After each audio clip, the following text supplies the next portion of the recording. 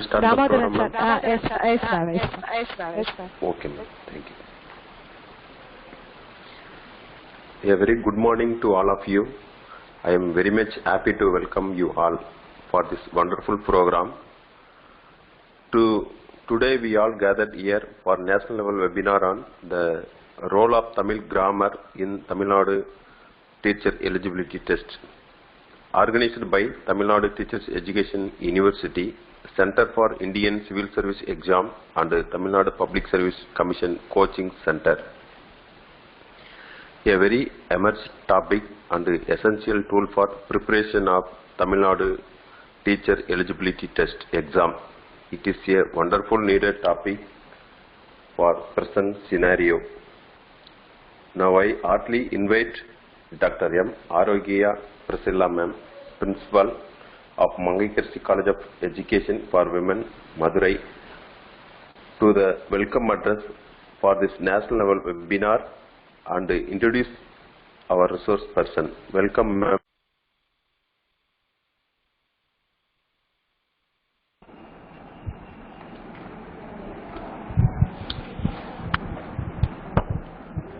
Thank you, sir.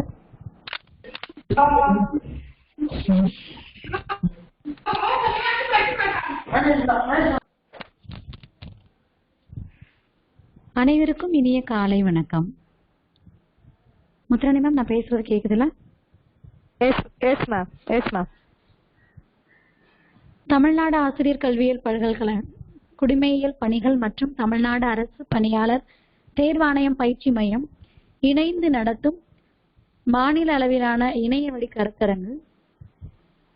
இக்கருத்தரங்கிற்கு இன்றைய கருத்தாளர், சிறப்பாளர், சிறப்பு விருந்தினர், பல்துறையில் வல்லுனர், இன்னும் பல்வேறு இடங்களில் அவரை புகழ்ந்து கொண்டே செல்லலாம்.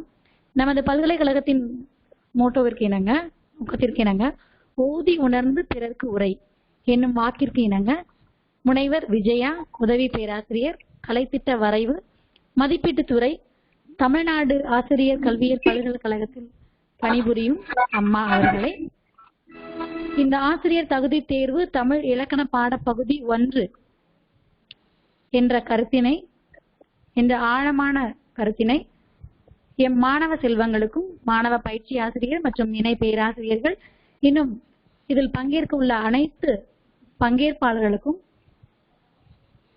உங்களது ஆழ்மையான அறிவுரைகளையும் ஆழ்ந்த பாட அறிவினையும் எங்களோடு பகிர்ந்து கொள்ள வருமாறு இந்த வாய்ப்பினை அணுகிய எங்களுக்கு அனுமதி அளித்த துணைவேந்தர் முனைவர் பஞ்சநாதன் ஐயா அவர்களையும், பதிவாளர் மற்றும் தேர்வு ஆணை கட்டுப்பாளர், இதர துணை பேராசிரியர்கள், நம் பல்கலைக்கழகத்தில் உள்ள அனைவருக்கும் நன்றி கூறி முனைவர் விஜயா அம்மா அவர்களை இந்த கருத்தரங்கிற்கு வருக வருகவென்று இருகரம் கூப்பி வணங்குகிறோம்.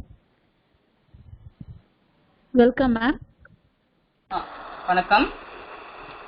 செந்தமிழே உயிரே நறுந்தேனே, என் செயலினை மூச்சினை உனக்களித்தேனே, நைந்தாயனில் நைந்து போகும் என் வாழ்வு நன்னிலை உணர்த்தெனில் எனக்கும் தானே. தமிழ்நாடு ஆசிரியர் கல்வியியல் பல்கலைக்கழகத்தின் மாண்பமை துணைவேந்தர் ஐயா அவர்களுக்கு என் வணக்கத்தை முதற்கண் தெரிவித்துக் கொள்கிறேன். தமிழ்நாடு ஆசிரியர் கல்வியியல் பல்கலைக்கழகத்தின் பதிவாளர் ஐயா அவர்களுக்கும், தேர்வுத்துறை கட்டுப்பாட்டு அதிகாரி ஐயா அவர்களுக்கும் என் வணக்கத்தை தெரிவித்துக் கொள்கிறேன். அடுத்ததாக, தமிழ்நாடு ஆசிரியர் கல்வியியல் பல்கலைக்கழகத்தின் ஆட்சி மன்ற குழு உறுப்பினர், பேராசிரியர், துறை தலைவர், கல்வி தொழில்நுட்பவியல் துறை தலைவர் முனைவர் ராமகிருஷ்ணன் ஐயா அவர்கள், குடிமையியல் பணிகள் மற்றும் தமிழ்நாடு அரசு பணியாளர் தேர்வாணைய பயிற்சி மையம் இணைந்து நடத்தும் நிகழ்ச்சி ஒருங்கிணைப்பாளராக திகழ்ந்து இந்த நிகழ்ச்சியை செவ்வனே தமிழ்நாடு ஆசிரியர் தகுதி தேர்வுக்கும் பிற தேர்வுகளுக்கும் தயார்படுத்தி மாணவர்களை ஊக்கப்படுத்தி கொண்டிருக்கும் முனைவர் ராமகிருஷ்ணன் ஐயா அவர்களுக்கு இந்த நேரத்தில் வணக்கத்தை தெரிவித்துக் கொள்கிறேன். அடுத்ததாக, நிகழ்ச்சியை தொகுத்துக் கொண்டிருக்கும் திரு தாமோதரன் அவர்களுக்கும், அடுத்ததாக இந்த நிகழ்ச்சியினுடைய வரவேற்புரை நல்கி அமர்ந்திருக்கும் மங்கையர்க்கரசி பெண்கள் கல்வியியல் கல்லூரியின் மதுரை உதவி பேராசிரியர் திருமதி பிரிசில்லா அம்மையார் அவர்களுக்கும் வணக்கத்தை தெரிவித்துக் கொள்கிறேன்.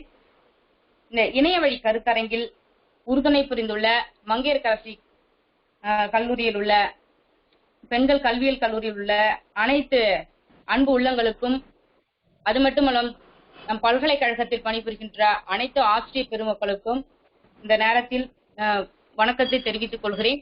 நன்றி கலந்த வணக்கத்தை தெரிவித்துக் கொள்கிறேன். இந்த நிகழ்ச்சி உயிரோட்டம் உடையதாக அமைய ஒவ்வொரு நாளும் நிகழ்ச்சியில் ஓயாமல் கலந்து உங்களை எதிர்காலத்திற்கு தயார்படுத்திக் கொண்டிருக்கும், நீங்களே தயார் நிலையில் இருக்கும் ஒவ்வொரு பங்கேற்பாளர்களுக்கும் இந்த நேரத்தில் என் வணக்கத்தை உரித்தாக்குகின்றேன். நாம் ஒவ்வொருவரும் ஆசிரியர் பயிற்சி தகுதி தேர்வுக்கு தயார்படுத்திக் கொள்ள அதற்கு முன்பாக நீங்கள் உலகின் மூத்த மொழியாம் தமிழின் பல்வேறு பரிமாணங்களை இன்றைய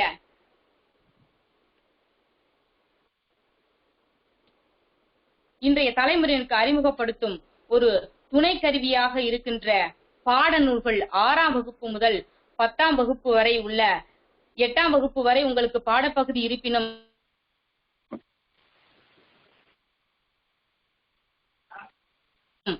நீங்கள் அதற்கு ஏற்றவாறு தயார்படுத்திக் கொள்ள ஒவ்வொரு இயல்களிலும் பொருண்மைக்கு ஏற்ப இயலின் தொடக்கத்தில் ஒரு இயல்களிலும் நம்முடைய இலக்கண பாடப்பகுதியில் ஒரு பாடப்பகுதிக்கும் பார்த்தோமே ஆனால் கற்றலின் இயக்கத்தை கற்றலினுடைய நோக்கங்களும் ஒவ்வொரு இயலையும் ஆர்வத்துடன் அணுக ஒவ்வொன்றிலும் கற்கண்டு என்று இலக்கண பகுதி அமைந்துள்ளது. நாம் ஏற்கனவே பார்த்தோம் ஐவகை பாடங்கள்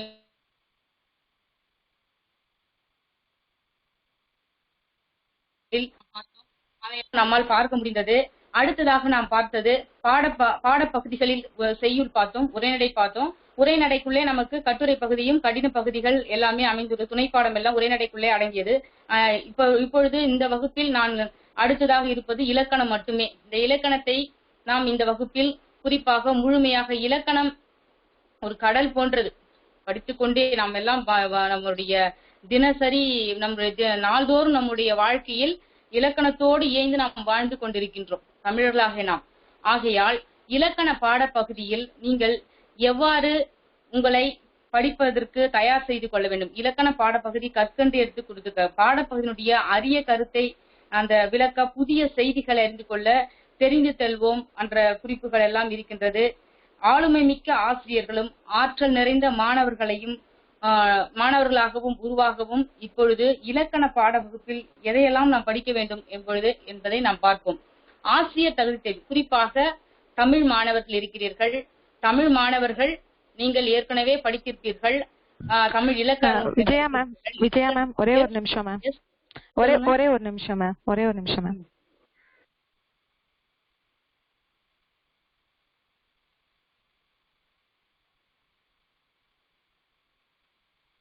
Ma'am, can you hear my voice? Yes ma'am, you can start now. Continue? Okay. Yes ma'am.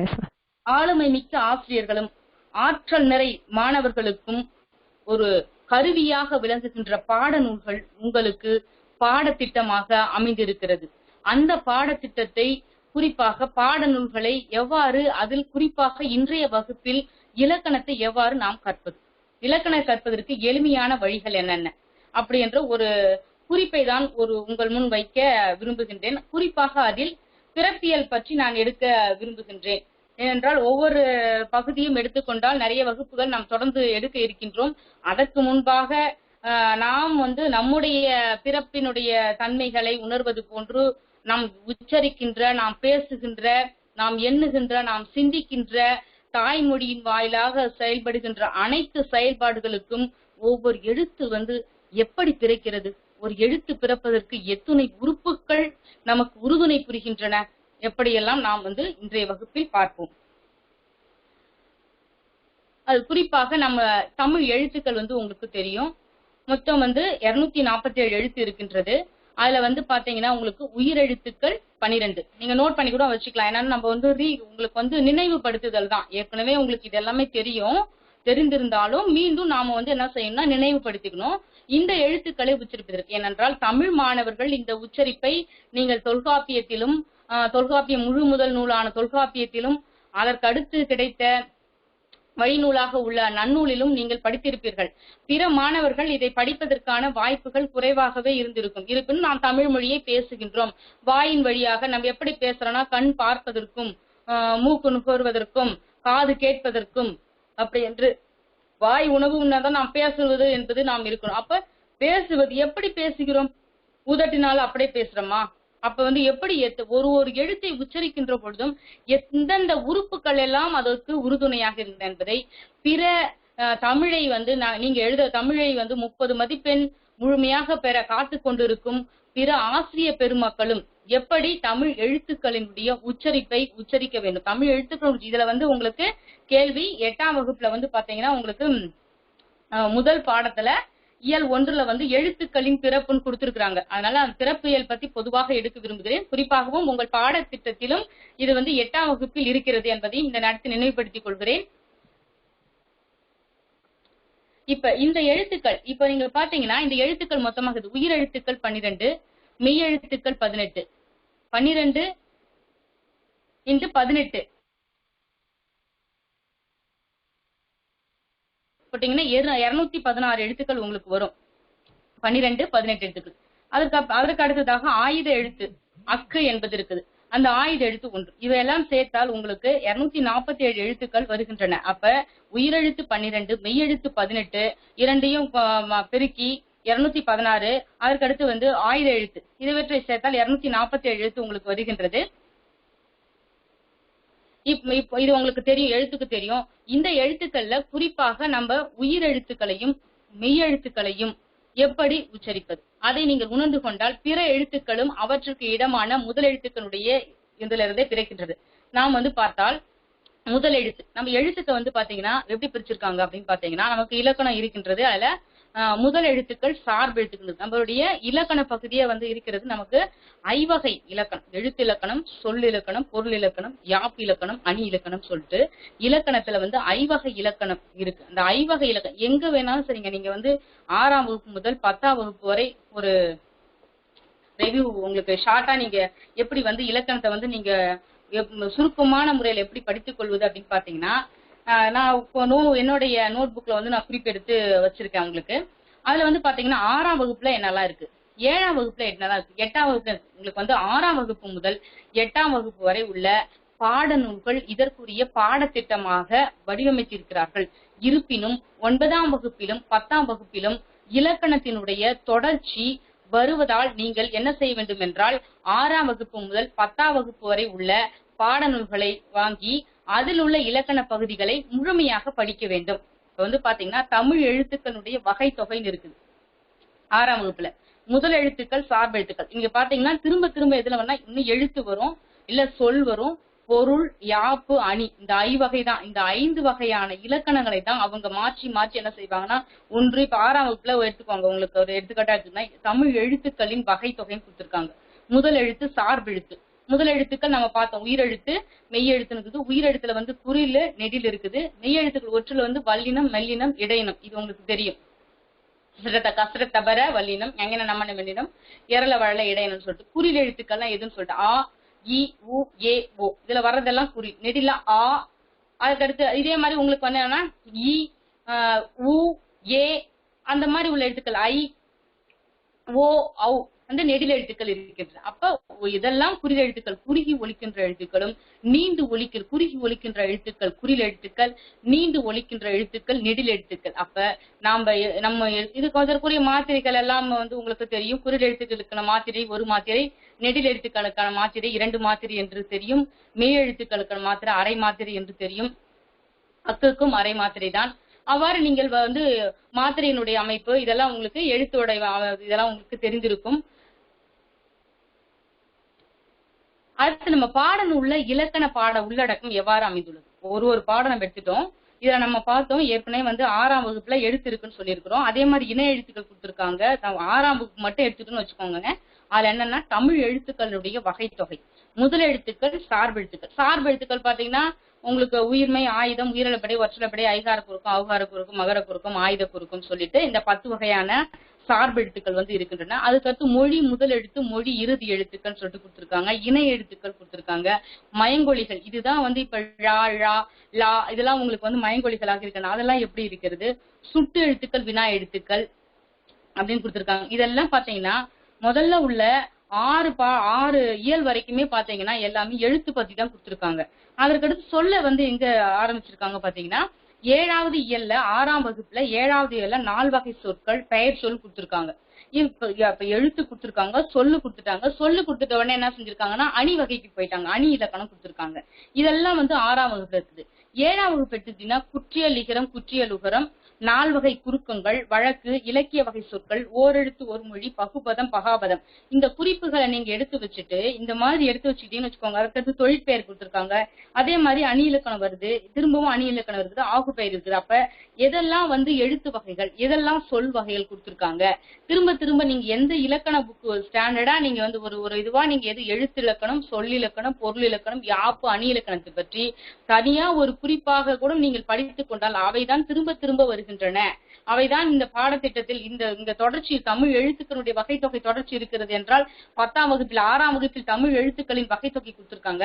10ஆம் வகுப்புல வந்து எழுத்து கொடுத்திருக்காங்க. அந்த எழுத்துல வந்து என்ன கொடுத்திருக்காங்கன்னா இதுல வந்து சார்பு எழுத்துக்கள் இங்க வந்து 6ஆம் வகுப்புல 1 கொடுத்திருந்தாங்கன்னா இதுல வந்து அதுல இருக்கிற உயிரளபடை, ஒற்றளபடின்னு சொல்லிட்டு, அப்ப உயிரளபடை, ஒற்றளபடை அதனுடைய சார்பு எழுத்துல முன் வகுப்புல எல்லாம் 2 படிச்சுட்டே வருவாங்க. அதனுடைய முடிவு வந்து பாத்தீங்கன்னா 10ஆம் வகுப்புல இருக்கு. அதே மாதிரி சொல்லு கொடுத்திருக்காங்க. இதுல கொடுத்திருக்காங்கன்னு சொல்லு 4 வகை சொற்கள் கொடுத்திருக்காங்க. இதுல சொல்லு இருக்குது. அப்ப தொகை நிலை தொடர்கள், தொகாநிலை தொடர்கள் சொல்லிட்டு இந்த மாதிரி என்ன செய்யலாம். 8ஆம் வகுப்புல பாத்தீங்கன்னு வச்சுக்கோங்க, தொகை நிலை, தொகாநிலையினுடைய சொற்கள் கொடுத்திருக்காங்க. அந்த தொடர்கள், அந்த இதுல வந்து பாத்தீங்கன்னா சொற்கள், இதுல வந்து தொடர்கள் இருக்கின்றன. இதுல எழுத்துக்களுடைய பிறப்பு தான் 8ஆம் வகுப்புல இருக்குது. வினைமுற்று, எச்சம், வேற்றுமை, தொகைநிலை தொடர்கள், புணர்ச்சி, வல்லின, மிகுமிடம், மிகா இடங்கள், யாப்பு இலக்கணம், அதுக்கடுத்து அணி இலக்கணம் கொடுத்திருக்காங்க. இதனோட தொடர்ச்சி பாத்தீங்கன்னா 8ஆம் வகுப்புல இருக்க தொடர்ச்சி வந்து பாத்தீங்கன்னா தொடர் இலக்கணம், துணை வினைகள், வல்லினம், மிகுமிடம், மிகா இடங்கள் தனித்தனியா ஒரு 3வது இயல்ல தனியா, 4வது இயல்ல தனியா கொடுத்திருக்காங்க. இந்த மாதிரி இலக்கணத்தினுடைய தொடர்ச்சி வந்து ஒரு வகுப்பில் அதற்கு போதுமான அளவு அந்த மாணவனுடைய உளவியல் அறிவிற்கு, மனதிற்கு ஏற்ப குழந்தைகளை எந்த அளவு கற்க முடியுமோ அதற்கு ஏற்றவாறு பாடத்திட்டத்தில் அமைத்து அதனுடைய தொடர்ச்சியை அடுத்த வகுப்பில் கொடுத்திருக்கிறார்கள். ஆகையால் நீங்கள் கட்டாயம் 6ஆம் வகுப்பு முதல் 10ஆம் வகுப்பு வரை உள்ள இலக்கணங்களை மட்டும் பாடநூலில் படித்தால் இந்த ஆசிரியர் தகுதி தேர்வுக்கு முழுமையாக நீங்கள் தயாராகிறீர்கள் என்பதில் எந்த விதமான ஐயமும் இல்லை. அதற்கடுத்து இடைச்சொற்கள், உரிச்சொற்கள், இவையெல்லாம் 9வது சொற்கள் நம்ம பார்த்தோம். பெயர் சொல் இருந்தது. இதுல 9ஆம் வகுப்புல பாத்தீங்கன்னா வினைச்சொல் அதுக்கு அடுத்த வகுப்புல இருக்குது. அதுக்கடுத்து பாத்தீங்கன்னா இதுல இடைச்சொல், உரிச்சொல் 9ஆம் வகுப்புல கொடுத்திருக்காங்க. அதே மாதிரி புணர்ச்சி வகையில் இருக்குது. ஆகு பெயர், யாப்பு இலக்கணம் கொடுத்திருக்காங்க, அணி இலக்கணம் கொடுத்திருக்காங்க. அப்ப ஒரு வகுப்புலயும் பாத்தீங்கன்னா எழுத்து வருது, ஒரு வகுப்புல சொல் அணி வருது, இல்ல சில வகுப்புல வந்து யாப்பு வந்து 8ஆம் வகுப்புல அறிமுகப்படுத்திருக்கு. அப்ப 9ஆம் வகுப்புல யாப்பு இலக்கணம் இருக்குது. 10ஆம் வகுப்புல பாத்தீங்கன்னா இதனுடைய முழுமையும் தொகைநிலை தொடர்கள், தொகாநிலை தொடர்கள், இலக்கணம் பொதுவாக என்னப்படுது, வினா விடை வகைகள் இருக்கின்ற அகப்பொருள், புறப்பொருள், பா வகைகள், அணிகள், இவை எல்லாமே இருக்கின்றன. இவையெல்லாம் இலக்கணத்தின் உள்ள உங்களுக்கு 6ஆம் வகுப்பு முதல் 10ஆம் வகுப்பு வரை உள்ள இலக்கண பாடப்பகுதி. ஏனென்றால் உரைநடையோ செய்யுளோ அந்தந்த பாடநூலில் பாடப்பகுதியில் அப்படியே முடிந்துவிடக்கூடியதாக இருக்கும். ஆனால் இலக்கணம் மட்டுமே 6ஆம் வகுப்பு முதல் 10ஆம் வகுப்பு வரை ஒரு தொடர் நிகழ்வாக அமைந்திருக்கிறது. ஆகையால் நீங்கள் முழுமையாக படிக்க வேண்டும். இதுல பாடநூல்ல இந்த இலக்கண பாடத்தினுடைய உள்ளடக்கம் இப்ப உள்ள தமிழக அரசு கொண்டு வந்துள்ள புதிய பாடநூலில் எவ்வாறு இருக்கிறது என்றால், நாம் ஏற்கனவே பார்த்தோம். ஒவ்வொரு பகுதிக்கும் உரைநடைக்கு விரிவானம் என்று இருக்கிறது. கவிதை பழனின் கவிதை செய்யுளுக்கு கொடுத்திருக்காங்க. அதே போல இலக்கணத்துக்கு வந்து எப்படி கொடுத்திருக்காங்கன்னா கற்கண்டுன்னு கொடுத்திருக்காங்க தலைப்பு. இதுல அதுக்கப்புறம் அது என்ன இலக்கணத்துடைய தலைப்பு, என்ன தலைப்பு இருக்குதோ, பிறப்பியல் இருக்குதோ, அதுக்கடுத்து என்னென்னலாம் 4 வகை சொற்களா, வழக்கா, இலக்கிய வகை சொற்களா, ஓரெழுத்து ஒழிமுறை சொற்களா, பகுபதமா, பகாபதமா, எந்த தலைப்பு வருகிறதோ அந்த தலைப்பு அந்த இலக்கணத்தில் இருக்கிறது. அந்த இலக்கணத்தினுடைய வரையறை கொடுத்திருக்காங்க. எடுத்த உடனே முன்னுரைன்னு கொடுக்காம முன்னுரை பகுதியில எடுத்த உடனே ஒவ்வொரு இலக்கணத்துக்கும் இன்டராக்ஷன் மாதிரி கலந்துரை மாடல்ல உள்ள அந்த நோக்குல அதனுடைய அமைப்புல என்ன செஞ்சிருக்காங்கன்னா வரையறை கொடுக்கப்பட்டுள்ளது. அதே மாதிரி பாடப்பணுகள் கொடுக்கப்பட்டுள்ளது. அந்த பாடப்பணுகள்ல வந்து பாத்தீங்கன்னா இப்போ இப்ப நம்ம வந்து பாத்தீங்கன்னா ஒரு சாதாரணமா சொல்றாங்க, ஏதோ ஒரு எழுத்து ஆ, உ, க, ப அப்படி ஆகிய எழுத்துக்களை ஒலித்து பாருங்கள். வாயை திறந்தாலே ஆ என்னும் இந்த எழுத்து எங்கு ஒலிக்கிறது. இப்ப நம்ம பேசுகின்றப்போ நம்ம நிறைய பேசிட்டே போறோம். அதுதான் சொல்றது, வெற்றென தொடுக்கலா எத்தனை தகவல்களையும் எத்தனை செயல்களையும் நாம் பேசிக்கொண்டோம். அதில் ஒவ்வொரு எழுத்துக்கும் எவ்வாறு உயிர் துடிப்பு இருக்கிறது என்பதை நாம் பார்க்க வேண்டும். அவ்விலக்கணத்தினுடைய வரையறை இருக்கின்றது. பாடப்பொருள் எது இருக்குதோ அதை கொடுத்திருக்காங்க. தெரிந்து தெளிவும் சொல்லிட்டு அவ்வப்போது அதற்கு இலக்கணத்துக்கு குறிப்புடைய தகவல் குறிப்புகள் அது எங்கெல்லாம் இருக்கிறது, இல்ல மேலை நாட்டார்கள் எவ்வாறு கூறியுள்ளார்கள், நாம் இலக்கண நூல்களை எவ்வாறு கையாள்கின்றோம், இலக்கணத்தில் உள்ள செயல்பாடுகள் எப்படி இருக்கின்றது, எடுத்துக்காட்டுகள் எவ்வாறு கொடுக்கலாம் என்பதற்கான தகவல்கள் எல்லாம் இருக்கின்றன. நூல்வெளி பரிசு, இதுல நூல்வெளி உங்களுக்கு குறிப்பா நான் பாத்தீங்கன்னா யார் கொடுத்திருக்கோம், ஒரு சிலர் நமக்கு நிறைய பாத்தீங்கன்னா நன்னூல்ல இருந்து தான் கொடுத்திருக்காங்க. அதனால அந்த ஆசிரியருடைய குறிப்பு. அதற்கடுத்து நம்ம தொல்காப்பியத்திலிருந்தும் சில கையாண்டு இருக்கிறார்கள். அதற்கடுத்து கற்பவை கற்றபின் என்பது திறன்களின் வெளிப்பாடு, நம்ம ஏற்கனவே உள்ள பாடநூல்களை படித்த மாதிரியே இருக்கிறது. அதற்கடுத்து மதிப்பீடு எப்பவுமே 2 வகையில கொடுத்திருக்காங்க உங்களுக்கு. நான் ஏற்கனவே சொல்லியிருக்கேன், புறவய வினாக்கள் அகவய வினாக்கள் சொல்லிட்டு. நம்மளுடைய பாடத்துக்கு நமக்கு ஆசிரியர் தகுதி தேர்வுக்கு நீங்கள் உங்களை தயார்படுத்திக் கொள்ள புறவய வினாக்கள் உடைய அமைப்பு வினா அமைப்பாக உங்களுக்கு அமைந்துள்ளது. அந்த வகையில் ஒரு கேள்வி 4 தெரிவுகள் கொடுக்கப்பட்டிருக்கும். அதை நாம் அடுத்து பார்க்க இருக்கிறோம். இப்ப இலக்கணம்னா என்ன அப்படின்றத தமிழ் மாணவர்கள் மட்டுமல்லாமல் பிற மாணவர்களும் இதில் கலந்து கொள்கின்ற அனைத்து பங்கேற்பாளர்களும் அறிந்து கொள்வது முக்கியமான ஒன்றாக இருக்கிறது. ஒரு மொழியின் பயன்பாடு விதிகளை இலக்கணம் என்று குறிப்பிடுகிறது. மொழியின் அமைப்பையும் பயன்படுத்தும் விதத்தையும் வரையறை செய்யும் விதிகளை சுட்டுகின்றது. மொழிக்கு இலக்காக பொருந்திய இயல்தன்னை இலக்கணம் என தமிழ் பெரியோர் வழங்குகின்றனர். எள்ளினின்று எண்ணெய் எடுப்பது போன்று இலக்கியத்தினின்று எடுப்பதுதான் இலக்கணம் என்று பேரகத்தியம் கூறுகின்றது. ஏனென்றால் பல்வேறு இலக்கியங்களை உள்ளடக்கியதான். நமக்கு மட்டுமே தமிழில் எழுத்து, சொல், பொருள், யாப்பு, அணி என்று 5 வகை இலக்கணங்கள் இருக்கின்றன. நன்னூல் இயற்றிய பவநிதி முனிவரும் இலக்கியம் கண்டதற்கு இலக்கணம், இலக்கியம் இருக்கின்றால் இலக்கிய வளம் செழிப்பாக இருந்தால் இலக்கண வளம் செழிப்பாக இருக்கும். இலக்கணம் கற்பித்தனுடைய நோக்கங்கள் பாத்தீங்கன்னா பிழை இல்லாமல் பேசுவதற்கும் எழுதுவதற்கும் எடுத்துரைப்பதற்கும் இலக்கணம் பயன்படுகின்றது. ஏன்னா பிற அயல்நாட்டுக்காரர்கள் எல்லாமே தன்னுடைய நான் ஒரு தமிழ் மாணவன் என்றெல்லாம் கூறுகின்றார்கள். யாமறிந்த மொழிகளிலே தமிழ் மொழி போல் இனிதாவது எங்கும் காணோம் சொல்லிட்டு கொடுப்பதற்கெல்லாம் இலக்கணம் தான் முக்கிய காரணம். கருத்து பரிமாற்றத்திற்கு ஏற்றதை உரைத்தல், ஒலி அமைப்பு, சொற்றொடர் அமைப்பு இலக்கண விதிகளின் அடிப்படையில் உணர வைத்தல். இலக்கணம் கற்பிக்கின்ற முறைகள் இலக்கணம் கற்பிக்கின்ற பொழுது விதி வருமுறை, விதி விலக்கு முறை ஆகிய 2 முறைகளை நாம பின்பற்றுகின்றோம்.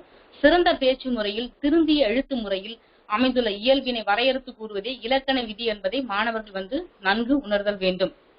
விதி வருமுறை, விதி விலக்கு முறை. ஃபர்ஸ்ட் விதி வருமுறை ஊர் சிரித்தனா ஊரா சிரிக்கின்றது, ஊரில் உள்ள மக்கள் சிரித்தனர். அது அப்ப விதி வருமுறை நம்ம சொல்லிட்டு விளக்கத்தை சொல்லி விதியை வர வைத்தது, வளர ஆகு பெயராக வருகிறது என்பதை நாம் அவர்களுக்கு கூறலாம். இவ்வாறு எத்தனையோ தகவல்களை மாணவர்களிடம் கலந்துரையாடி பேசி அவர்கள் கூறுகின்ற அந்த கருத்துக்களுக்கும் தகவல்களுக்கும் ஏற்ப நாம் என்ன செய்யலாம் அப்படின்னு பாத்தீங்கன்னா இலக்கணங்களை வரவழைத்தல் ஒரு முறை.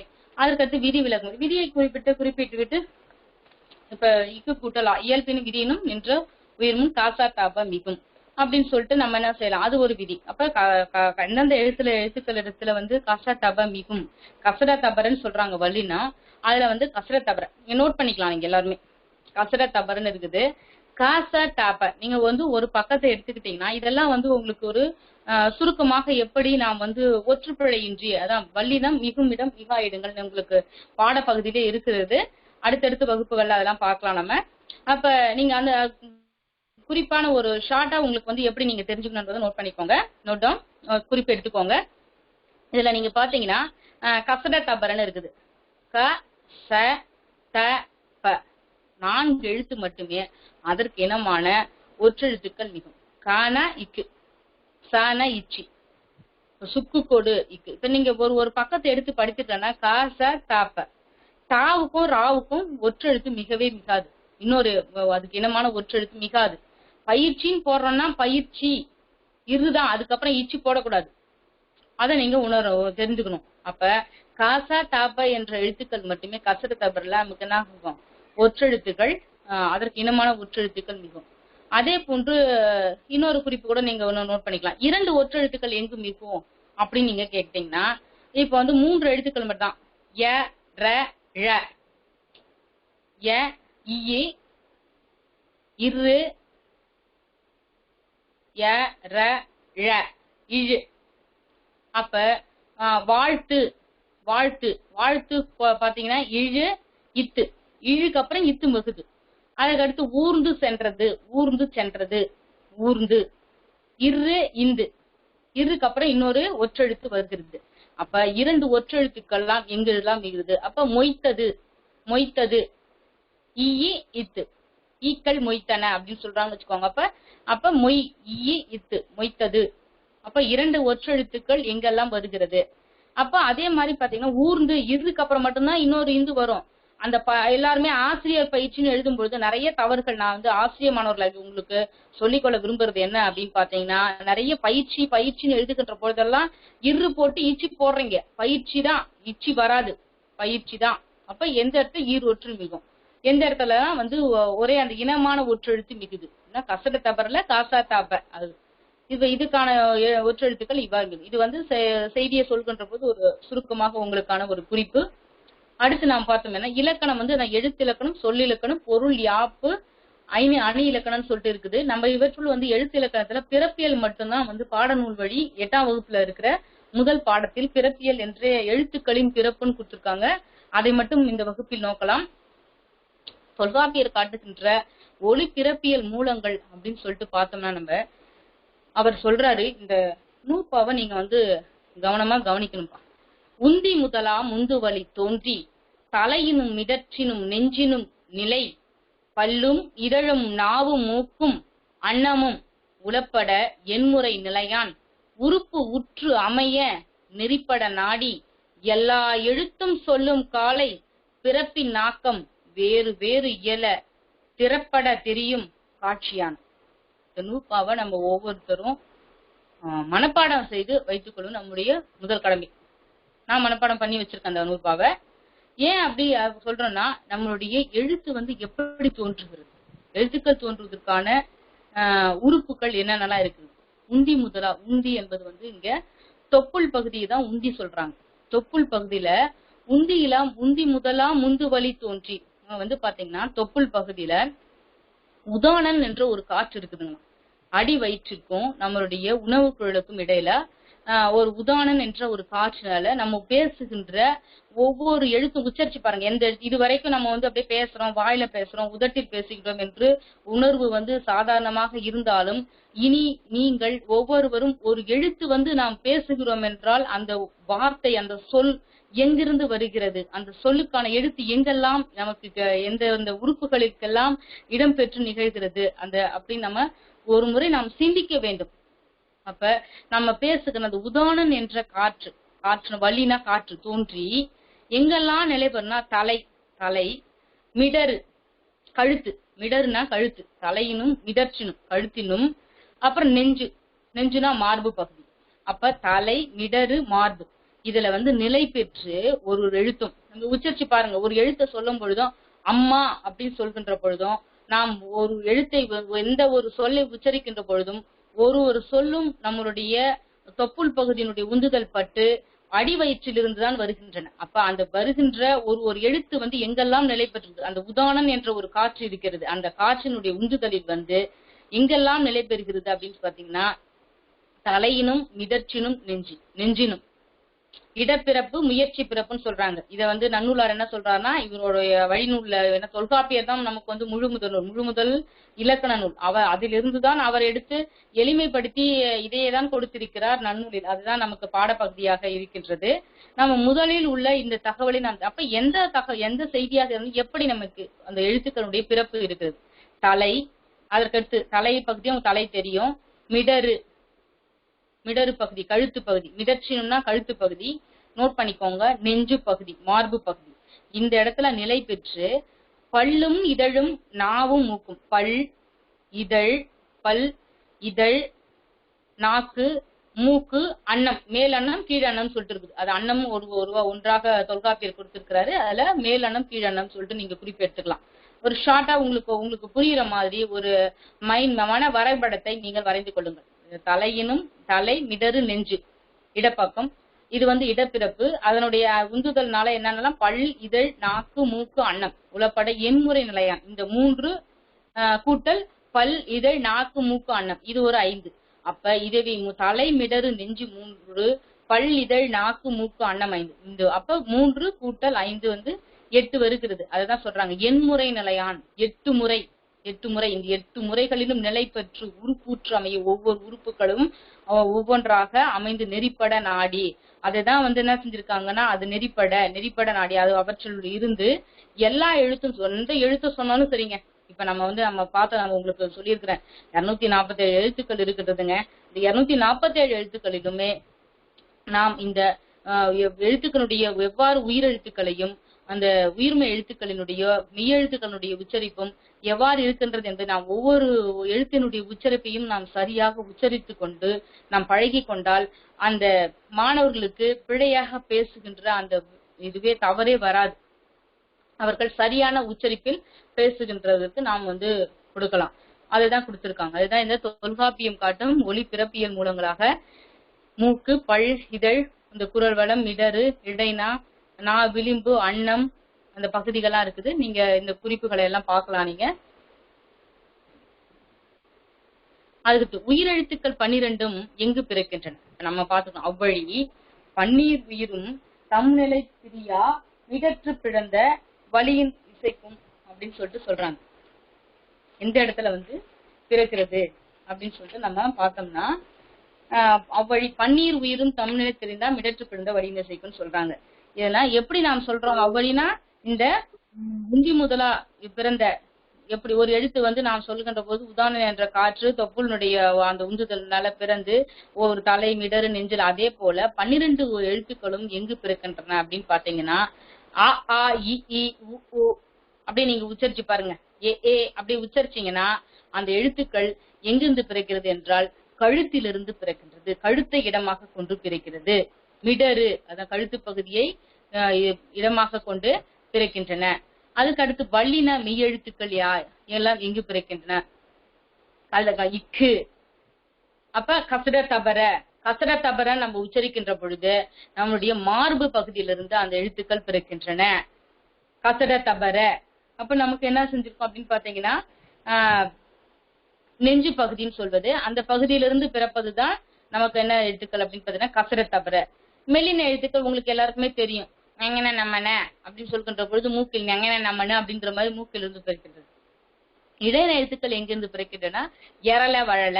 அப்புறம் வல்லின எழுத்துக்களுக்கும் மெல்லின எழுத்துக்களுக்கும் இடையில பிறக்கின்றன. இவற்றை வந்து பாத்தீங்கன்னா எரல, வழல என்பதும் கழுத்தை இடமாக கொண்டுதான் பிறக்கின்றது.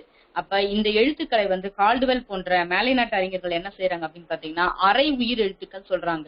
இது அரை உயிர் எழுத்துக்கள் என்று எந்த எழுத்துக்களை கூறுவர் அப்படின்னா இடையின எழுத்துக்களை தான் அரை உயிர் எழுத்துக்கள். ஏனென்றால் உயிரெழுத்துக்கள் 12ம் அந்த கழுத்து பகுதியிலிருந்து பிறப்பதினால், அதே போன்று எரள வழல என்ற எழுத்துக்களும் கழுத்து பகுதியில் பிறப்பதினால் இடையின மெய் எழுத்துக்களாக கூறப்படுகின்றன. ஆயிர எழுத்து அக்கு. அக்கு என்று உச்சரிச்சு பாருங்க. நீங்க உச்சரிச்சு பாருங்க. நீங்க வீட்டுல இருக்கீங்க. ஏன்னா நமக்கு இதுல ஒன்றும் எல்லாமே இதுதான் அன்மியூட் தான் இருக்குது. நீங்க உங்களுடைய உச்சரிப்புல நீங்க என்ன செய்யுங்கன்னா எல்லாமே நீங்க மியூட்ல உங்க வீட்டுல நீங்க என்ன செய்யணும், இந்த வகுப்பு முடிந்த பிறகு இந்த எழுத்துக்களுடைய உச்சரிப்பை எடுத்து தனிமையாக உங்களுடைய கண்ணாடி முன்போ இல்ல வந்து நீங்களோ என்ன செய்யுங்க உச்சரிச்சு ஒவ்வொரு எழுத்துக்களையும் சரியாக நாம் உச்சரிக்கின்றோமா அப்படின்ற உச்சரிப்பை. ஏனென்றால் இதற்கு வந்து என்ன செய்யணும், வாழ்நாள் முழுவதும் கற்றல் தான், லைஃப் லாங் லேர்னிங் தான். எல்லாமே வந்து உச்சரிப்பு வந்து சரியாக வந்து வகுப்பறையில சிலர் படித்திருக்கலாம், சிலர் வந்து அந்த உச்சரிப்பை சரியாக அந்த நேரத்தில் பயிற்சி எடுத்துக்கொள்ளாமல் இருக்கலாம். வகுப்பில் தொடக்க வகுப்புகளில் பயிற்சி சரியா எடுக்கவில்லை என்றாலும் அந்த உச்சரிப்பு சரி வராது. வட்டார வழக்கினாலும் சில வராது.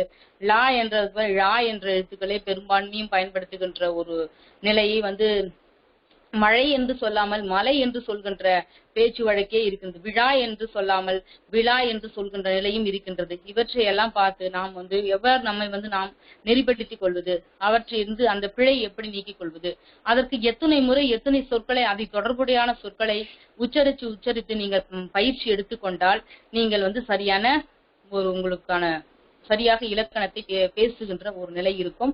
நீங்கள் ஆசிரியர் தகுதி தேர்வுக்கு தயார்படுத்தி என்றால் இவற்றை தான் உங்களுக்கு மயங்கொடிகளாகவும் எந்த எழுத்துக்கள் எல்லாம் வந்து வல்லின எழுத்துக்கள், இடைய எழுத்துக்கள், மூக்கு இந்த மாதிரி அரைவீர் எழுத்துக்கள் இப்படிப்பட்ட கேள்விகள் எல்லாம் வந்து கொண்டே இருக்கும் உங்களுக்கு. அதற்கு நீங்கள் சரியான பதில் அளிக்க முடியும். இப்ப ஆ இரண்டும் வாய் திறத்தலாகி முயற்சலா. இப்ப வந்து நம்ம சொல்லிட்டோம் எங்கே பிறக்குது, இந்த கழுத்திலிருந்து பிறக்குதுன்னு சொல்லிட்டோம். எந்த முயற்சி எப்படி பிறக்கிறது, அதற்கான முயற்சி பிறப்பு எப்படி அப்படின்னு நம்ம பார்த்தோம்னா, வாய் ஆ ஆ. அப்ப நீங்க வாயை திறக்கின்ற பொழுது அந்த ஆ ஆ என்ற உச்சரிப்பை நாம் சொல்கின்ற பொழுது எல்லாமே பாத்தீங்கன்னா எவ்வளினா அந்த உதாரணம் என்ற காற்றினால, காற்றினுடைய உந்துதலினால நமக்கு தலைமிடறு நெஞ்சில இவையெல்லாம் அதுக்கடுத்து பள்ளிதழ் நாக்கு மூக்குல நிலை பெற்று அந்த முயற்சியில ஒரு எழுத்தும் எவ்வாறு பிறக்கின்றன, அப்ப குறிப்பாக உயிரெழுத்துக்கள் எவ்வாறு பிறக்கின்றன அவற்றை தான் நாம் இந்த இதுல வகுப்பில் பார்த்து கொண்டிருக்கிறோம். இப்ப உங்களுக்கு கொடுத்துருப்பாங்க, ஆ ஆ ஆயிரண்டும் வாய் திறத்தினால் பிறக்கிறது, வாய் மூடுவதனால் பிறக்கிறது, அப்புறம் உள்ளுக்குள் சொல்வதனால் பிறக்கிறது, பல்லை கடிப்பதனால் பிறக்கிறது, அன்பளின் முயற்சியினால் பிறக்கிறது. எப்படி வேணாலும் உங்களுக்கு தெரிவுகள் கொடுக்கலாம். நீங்க சரியா ஆ ஆ இரண்டும் வாய் திறத்தல் ஆகிய முயற்சியால் பிறக்கிறது, இல்லைன்னா இடத்தினால் பிறக்கிறது, எப்படி வேணாலும் உங்களுக்கு கேள்விகளை மாற்றி கொடுத்தாலும் நீங்க என்ன செய்யணும், சரியான பதில் வாய் திறத்தல் ஆகிய முயற்சினால ஆ ஆ என்ற எழுத்துக்கள் ரெண்டுமே பிறக்கின்றன அப்படின்னு நீங்க சொல்லலாம். அதற்கடுத்து ஐயனை இசைக்கும் அப்பால் ஐந்தும் அவற்றோர் அண்ணா அவைதாம் அன்பல் முதல்னா விளிம்பொருளுடையன்னு கொடுத்திருக்காங்க. இதுக்கு நூற்பா. இவற்றையெல்லாம் நம்ம தொல்காப்பியத்திலும் நன்னூலிலும் கொடுக்கப்பட்ட நூற்பாக்கள் தான் உங்களுக்கு பிறப்பியலினுடைய சாராம்சம். அப்ப நீங்க உச்சரிச்சுப்பாங்க, இதழ் அவ்வழி அந்த வாயையும் திறந்துட்டு அவற்றுள் எவ்வாறு இருக்கிறது அப்படின்னு பாத்தீங்கன்னா, ஐயனை நம்ம இதழும் குவியல, வாயும் ரொம்ப உதட ரொம்ப திறந்து வாய் திறந்து இல்ல. அப்ப நம்மளுடைய உதடு நமக்கு இந்த எழுத்தை 5 எழுத்தையும் உச்சரிச்சு பாருங்க. ஐயன ஆகிய ஐந்தும் வாய் திறக்கும் முயற்சியுடன் வாய் திறந்ததோட நாக்கின் அடி ஓரமானது, நாக்கினுடைய அடி ஓரமானது மேல்வாய் பல்லை பொருந்த முயற்சியால் பிறக்கிறது. சரிங்களா?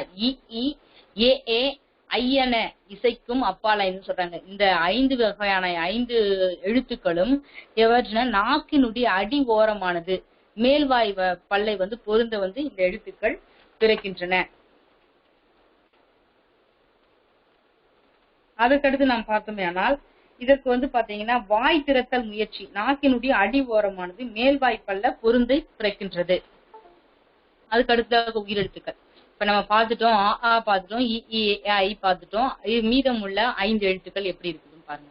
உ உ ஓ ஓ ஔ ஆகிய 5ம் வாய் திறக்கும் முயற்சியுடன் இதழ்களை குவிப்பதால் பிறக்கின்றது. எங்களை வாய் திறக்கும் முயற்சியுடன் இதழ்களை இப்ப இதழ் குவிவியது வாய் திறப்பதனால எது பிறக்கின்றது. அவ்வாறு நீங்கள் ஒவ்வொரு எழுத்தினுடைய மேல்வாய் பல்லை பொருந்த எது பிறக்கின்றது. இவ்வாறு நீங்கள் ஒவ்வொரு எழுத்துக்களை பற்றி நீங்கள் அறிந்து கொண்டிருக்க வேண்டும். இப்ப பார்த்தா வாய் திறப்பதனால பிறக்கிறதுன்னு பார்த்தோம். ஐந்தும் வாய் திறக்கும் முயற்சியுடன் நாக்கின் அடிவாரமானது மேல்வாய் பல்லை பொருந்த. அப்ப நீங்க நம்ம இந்த எழுத்துக்களை எடுத்து இலக்கண நூலார் வரையறுத்து இந்த பாடநூலில் கொடுக்கப்பட்டுள்ள தகவல் வழி நீங்கள் உச்சரித்து பார்த்தால் நீங்கள் உங்களுக்கு கேள்விகளை கொடுத்து அந்த தெரிவுகளை எப்படி கொடுத்திருந்தாலும் மாற்றி கொடுத்தாலும் உங்களுக்கு சரியான பதிலளிக்கக்கூடிய தன்மை இயல்பாகவே நீங்கள் ஏனென்றால் அது உணர்ந்து உள்ளுணர்வாக உணர்ந்து, நான் ஏற்கனவே சொல்லியிருக்கேன், வரிக்கு வரி ஒவ்வொரு வார்த்தைக்கும் நீங்க ஒவ்வொரு சொற்களுக்கும் நீங்கள் படிக்க வேண்டும் என்று. அது மட்டுமல்லாமல் இலக்கணத்தை படிக்கின்ற பொழுது ஒவ்வொரு எழுத்திற்கும் நீங்கள் படிக்க வேண்டும் என்பதை இந்த நேரத்தில் கூறிக்கொள்ள விரும்புகின்றேன். நீங்க ஒவ்வொரு எழுத்தையும் உச்சரித்து பார்த்து உணர்வு பூர்வமாக படிக்க வேண்டும், அதுதான் முக்கியம். அப்ப இதழ் குவிவதனால் இதழ் குவிந்து வாய் திறந்து இதழ் குவிய வைத்து பிறக்கின்ற அந்த முயற்சியினால் இந்த 5 எழுத்துக்கள் அப்பாறு. இவ்வாறு உயிரெழுத்துக்கள் 12ம் பிறக்கின்ற தன்மையை நன்னூலாரும் சரி தொல்காப்பியரும் வரையறுத்து மிக அழகாக கூறியுள்ளார்கள். அதற்கடுத்ததாக உள்ள உயிர்மெழுத்துக்கள் எல்லாம் எவ்வாறு பிறக்கின்றன. உச்சரிச்சு பாருங்க. அடி நாக்கும் அடி அன்னமும். அப்ப முதல் அன்னத்தை தொட பிறக்கும்.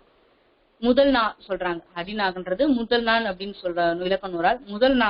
அப்ப நீங்க எப்படி நாவினுடைய முதற் பகுதி அன்னத்தின் அடிப்பகுதியை பொருந்துவதால் இவை பிறக்கின்றன. காங்க என்பது எப்படி பிறக்குதுன்னா நாவினுடைய முதற் பகுதினா நம்ம உள் நாக்கு இருக்கிறதுல அதான் முதல் பகுதின்னு சொல்றது. இடை நாக்கு என்பது இடையில உள்ள நாக்கும், இடைப்பட்ட பகுதி இடை அன்னமும் சொல்வது. நுனி என்பது நாம் உதட்டின் ஒட்டி கொண்டிருக்கின்ற நுனி பகுதி தான் நுனி அன்னம், நுனி நாக்கு என்பது சொல்லப்படுகிறது. இலக்கண நூலார் அப்படித்தான் வரையறுத்து கூறியிருக்கிறார்கள். நாவினுடைய முதல் பகுதி, அதாவது அந்த அடிப்பகுதியை வந்து அன்னத்தின் அடிப்பகுதியை, நாவினுடைய முதல் பகுதி என்பது நாவினுடைய அடிப்பகுதி என்பது உள்நாக்கு இருக்கின்றது அல்லவா, அதை ஒட்டி இருப்பது. அப்ப அந்த இடத்தில் இருக்கின்ற அன்னத்தின் அடிப்பகுதியை பொருந்துவதால் பிறக்கிறது. நாவின் முதற் பகுதி அன்னத்தின் அடிப்பகுதியை பொருந்துவதால் க ங. உச்சரிச்சு பாருங்க தெரியும். அதுக்கடுத்து ச ங. அப்ப இதுவரை நமக்குடைய உச்சரிப்பு, தமிழ் எழுத்துக்களின் உச்சரிப்பை சரியாக உச்சரித்துக் கொண்டிருக்கிறோமா, சரியான உச்சரிப்பில் நாம் பேசினோமா, சரியான உச்சரிப்பை நாம் உச்சரித்துக் கொண்டாதான் நாம் என்ன செய்யணும், உச்சரிப்பில் நம்மளுடைய வரி வடிவம் ஒலி வடிவம் இருக்குது. ஒலிப்பு நம்ம என்ன கேட்டு எழுதுதல், பார்த்து எழுதுதல், எழுதுகின்ற பொழுது அப்ப ஒலி வடிவத்தையும் வரி வடிவமும் இருக்கின்றது. அதற்கு உயிரோட்டம் கொடுக்கும் விதமாக நீங்கள் சரியாக உச்சரித்து அந்த எந்த உறுப்புகளோடு பொருந்தி அந்த எழுத்து சரியாக உச்சரிக்கப்படுகிறது என்பதை நீங்கள் உணர்ந்து உச்சரிக்க வேண்டும். அதற்கு அடுத்ததாக பாத்தீங்கன்னா டானா, நுனினா அன்னத்தை தொட பிறக்குது. அப்ப இடைநாவும் இடை அன்னத்தை தொடவும் சானா பிறக்குது. அப்ப சரி, இந்த மாதிரிதான் உச்சரிப்பு சரியா இருக்கிறது. அப்ப டானா என்பது நுனினா அன்னத்தை தொட பிறக்கும். அப்ப ட ந, நுனி நாக்கு அந்த பல்லினுடைய மேல் பல்லினுடைய அடி அன்னத்தை தொட பிறகு ட ந. இப்ப ட ந, இப்ப இங்க வந்து என்ன பாத்தீங்கன்னா சின்ன நா பெரிய நா அப்படிலாம் தன்னகரம் ரன்னகரம் அப்படிதான் சொல்லணும். அதுதான் வந்து இலக்கணம், நம்ம தமிழர்களாகிய நமக்குடைய சிறப்பு அதுதான். அப்ப எவ்வாறு இவற்றையெல்லாம் பிறக்கிறது என்பதை நாம் பார்க்க முடிகிறது. அதற்கடுத்து த ந, நானுனி அன்னமும் த ந, பல்லும் பொருந்தும் இடத்தில் விரிந்து ஒற்ற பிறக்கும் சொல்றாங்க.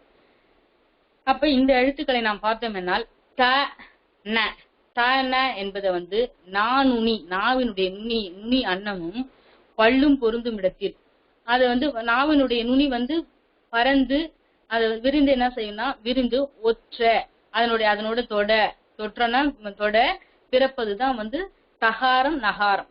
தன என்பது தகாரம் நகாரம் சொல்லுவாங்க. ஓகேங்களா? அதுல வந்து இப்ப நானுனி அன்னமும் பல்லும் பொருந்தும் இடத்தில் விரிந்து ஒற்ற பிறப்பது த ந.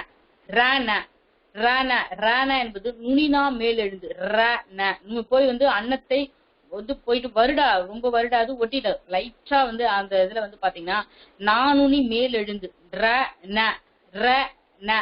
நீங்க உச்சரிச்சு பார்க்கணும். உச்சரிச்சு பாத்தீங்கன்னா தான் உங்களுக்கு சரியான அது உச்சரிப்பு உங்களுக்கு சரியா தெரியும். நான் என்னதான் எடுத்தாலும் சொன்னாலும் நீங்க வந்து உங்களுடைய உள்ளுணர்வா இத போயிட்டு நீங்க என்ன செய்யணும், ர ந, நுனி நாக்கு மேல் எழுந்து அன்னத்தை வந்து ஒற்ற பிறக்கும். லைட்டா வந்து ஒற்ற பிறப்பு தான் என்னதுன்னா வருட கொஞ்சம் ஒரு காற்றினுடைய இது போய் அதுல போய் ரொம்ப தொடக்கூடாது அன்னத்தை போயிட்டு. அப்ப பிறப்பு தான் ர ந. ர ழ, நுனினா மேல் எழுந்து அன்னத்தை வருட பிறக்கும். ர ழ, ர ழ என்பது ர ழ. உச்சரிச்சு பாருங்க. நுனினா மேல் எழுந்து அன்னத்தை என்ன செய்யணும், வருட பிறக்கும். அப்ப எவ்வாறு வந்து லைட்டா அந்த இதுல வந்து நீங்க ஒரு நிலைகள்ல ஒற்ற வருட எவ்வாறெல்லாம் பிறக்கிறது இந்த எழுத்துக்களை நம்மால் பார்க்கணும். ராழ என்பது. லா என்பது வந்து பாத்தீங்கன்னா நா விளிம்பு வீங்கி முதலை தொடுகையில் அன்னத்தை ஒற்று பிறக்கும். ல ல, நா விளிம்பி வீங்கு அன்பன் முதலை தொடுகையில் அன்னத்தை வருட பிறக்கும். ல என்று சொல்கின்ற பொழுது நாக்கை நீங்கள் மடக்காமல் சொல்ல வேண்டும். ல இப்ப வந்து பாத்தீங்கன்னா நிறைய பேச்சுல நம்ம நிறைய பார்த்திருக்கிறேன். கல்வின்னு நாக்க மடக்கி சொல்லுவாங்க. அதுக்கு வந்து அந்த அளவுக்கு நீங்க அப்படி வந்து அழுத்தமான உச்சரிப்பு வந்து கொடுத்து தவறாக கூறுகின்ற நிலை பார்க்க முடிகிறது.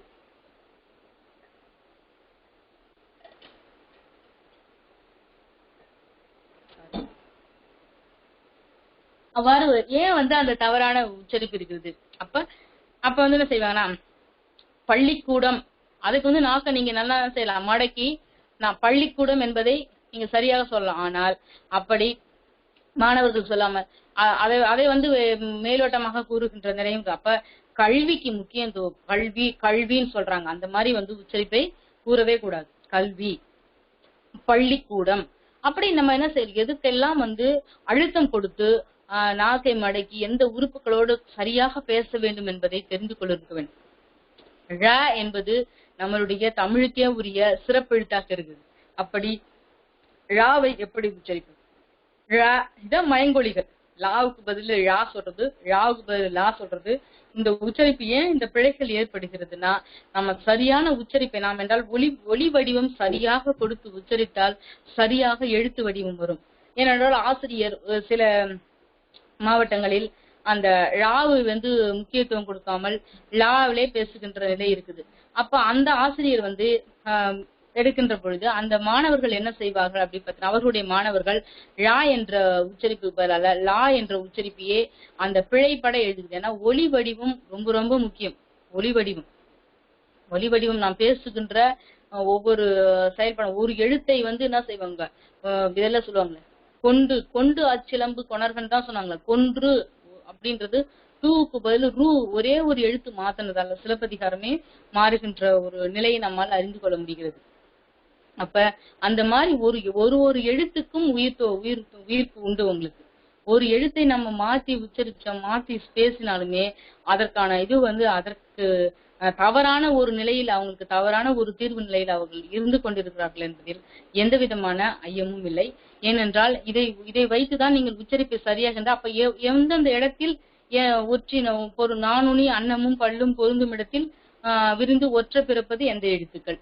அப்ப இந்த மாதிரி உள்ள எழுத்துக்களுடைய ஒரு எழுத்து எங்கு பிறகுனா இதெல்லாம் உங்களுக்கு கட்டாயம் மயங்கொலிகள்லயும் நிறைய கேள்விகள் இதுல உங்களுக்கு ஆசிரியர் தகுதி தேர்வுக்கு வந்து கொண்டிருக்குது. பிற போட்டித் தேர்வுகளுக்கு படிப்பவர்களுக்கும் நீங்க டிஎன்பிஎஸ்சி போன்ற பல தேர்வுகளில் இந்த கேள்விகள் திரும்ப திரும்ப வந்து கொண்டேதான் இருக்கின்றன. ஏனென்றால் நாம் தமிழை படிப்பதற்கு முன்பாகவும் தமிழ் எழுத்துக்களை பற்றி அறிந்து கொண்டு அந்த எழுத்துக்களினுடைய உச்சரிப்பை நாம் உணர்ந்து படித்தோமே ஆனால் சரிவர நம்ம படிக்கின்ற ஒரு நிலையை நாம் ஏனென்றால் நம்முடைய மொழி திறன்களை வளர்க்க முடியும். அதுதான் நான் சொன்னேன், கேட்டல், பேசுதல், படித்தல், எழுதுதல், இந்த 4 வகையான திறன்களுக்குமே இந்த பிறப்பியல் முத்தாய்ப்பாய் விளங்குகின்றது.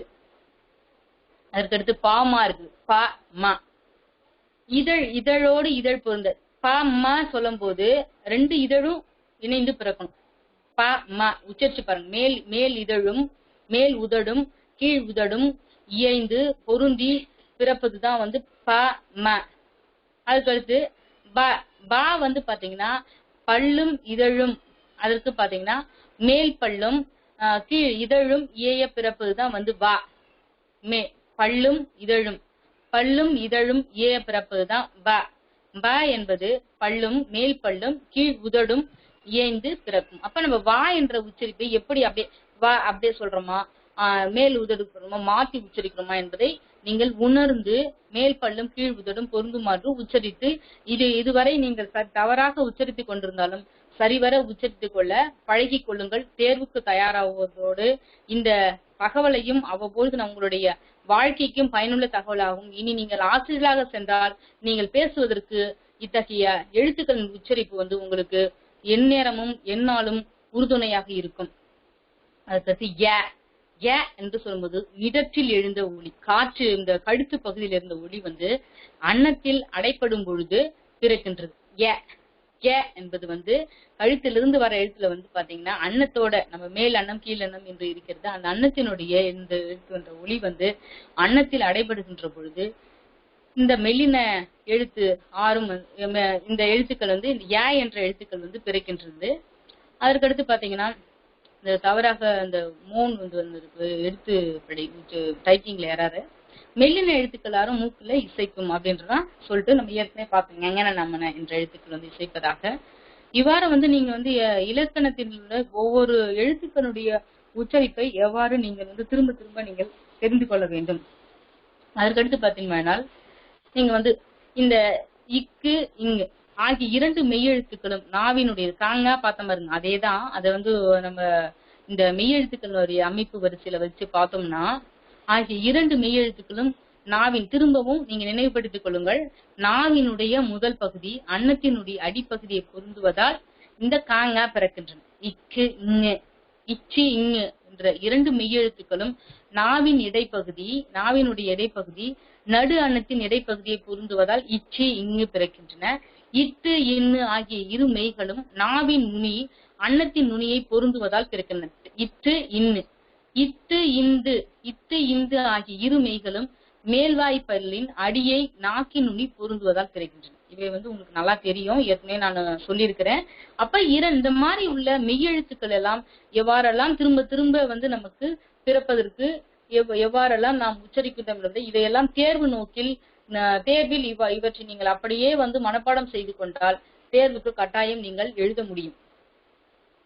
இப்பு இம்மு ஆகிய இரு மெய்யெழுத்துக்களும் மேலிதழும் கீழிதழும் பொருந்துவதால் பிறக்கின்றன. ஈ என்ற எழுத்துக்கள் இது நாக்கின் அடிப்பகுதி மேல்வாய் பகுதியை பொருந்துவதால், இதை நம்ம வந்து பார்த்தோம் கழுத்து பகுதியிலிருந்து, நாக்கினுடைய அடிப்பகுதினா கழுத்து பகுதி. ஈ என்ற எழுத்துக்கு வந்து கழுத்திலிருந்து தான் வருகிறது. எரளவழ நான் ஏற்கனவே சொல்லியிருக்கிறேன். அரை உயிர் எழுத்துக்கள் சொல்லிட்டு கால்டுவெல் சொல்லியிருக்கிறாரு. உயிரெழுத்துக்களுக்கு இடமான இடத்திலிருந்து எப்படி உயிரெழுத்துக்கள் எல்லாம் பிறக்கின்ற ஆ ஆ இ ஈ உ ஏ ஏ ஐ ஓ ஓ ஔ என்று பிறக்கின்ற அந்த உயிரெழுத்துக்களுடைய இடத்திலிருந்தே இந்த எரளவழ என்ற இடையன எழுத்துக்கள் பிறக்கின்ற. எரளவழ என்ற இடையன எழுத்துக்கள் உள்ள ஒரு வகையா இருக்குதான் ஈ என்பது. நம்ம ஈ என்ற எழுத்து வந்து இது நாக்கினுடைய அடிப்பகுதி மேல்வாயினுடைய அடிப்பகுதியை பொருந்துவதால் பிறக்கிறது.